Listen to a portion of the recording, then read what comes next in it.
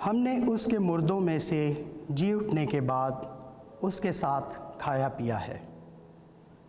ہمارے لیے آج کی پہلی تلاوت رسولوں کے اعمال اس کا 10واں باب 34 اور پھر 37 سے 43ویں آیت تک۔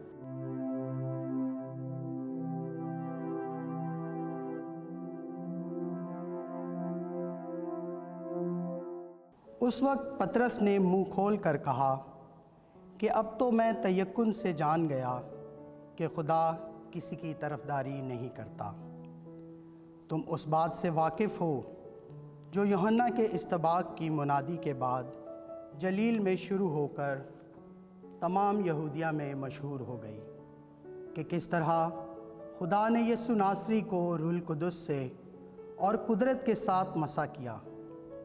وہ نیکی کرتا اور ان سب کو جو شیطان کے ہاتھ سے ظلم اٹھاتے تھے شفا دیتا پھرا، کیونکہ خدا اس کے ساتھ تھا، اور ہم ان سب کاموں کے گواہ ہیں جو اس نے یہودیوں کے علاقے اور یروشلم میں کیے۔ اسی کو انہوں نے کاٹھ پر لٹکا کر مار ڈالا۔ اس کو خدا نے تیسرے دن زندہ کیا اور ظاہر کر دیا، ساری قوم پر نہیں بلکہ ان گواہوں پر جو پہلے سے خدا کے چنے ہوئے تھے، یعنی ہم پر، جنہوں نے اس کے مردوں میں سے جی اٹھنے کے بعد اس کے ساتھ کھایا پیا۔ اور اس نے ہمیں حکم دیا کہ لوگوں میں منادی کرو اور گواہی دو کہ یہ وہی ہے جو خدا کی طرف سے زندوں اور مردوں کا انصاف کرنے والا ہوا، اور سب انبیاء اس پر گواہی دیتے ہیں کہ جو کوئی اس پر ایمان لائے گا اس کے نام سے اپنے گناہوں کی معافی پائے گا۔ پاک کلام کے پڑھے اور سنے جانے پر خدا کی برکت ہو، خدا کا شکر ہو۔ جماعتی جواب: یہ وہی دن ہے جسے خداوند نے مقرر کیا ہے، ہم اس کے بارے میں شادمان ہوں اور خوشی منائیں۔ خداوند کا شکر کرو کیونکہ وہ نیک ہے اور اس کی رحمت ابد تک قائم ہے۔ اسرائیل کا گھرانہ کہے کہ اس کی رحمت ابد تک قائم ہے۔ جماعتی جواب: یہ وہی دن ہے جسے خداوند نے مقرر کیا ہے، ہم اس کے بارے میں شادمان ہوں اور خوشی منائیں۔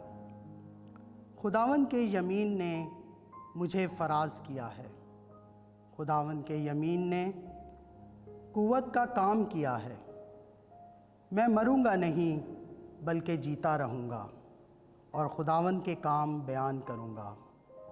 جماعتی جواب: یہ وہی دن ہے جسے خداوند نے مقرر کیا ہے، ہم اس کے بارے میں شادمان ہوں اور خوشی منائیں۔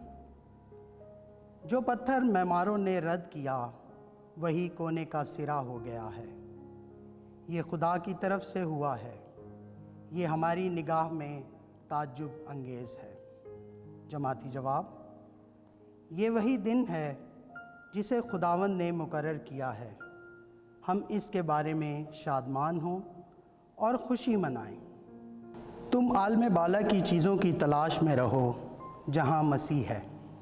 ہمارے لیے آج کی دوسری تلاوت مقدس پولس رسول کا خط کلسیوں کے نام اس کا 3 باب 1 سے 4 آیات تک۔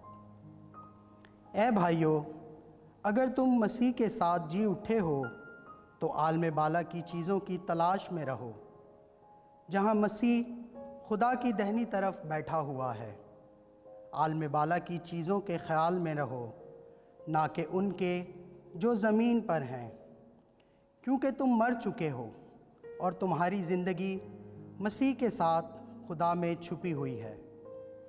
جب مسیح جو ہماری زندگی ہے ظاہر ہوگا تو تم بھی اس کے ساتھ جلال میں ظاہر ہو جاؤ گے۔ پاک کلام کے پڑھے اور سنے جانے پر خدا کی برکت ہو، خدا کا شکر ہو۔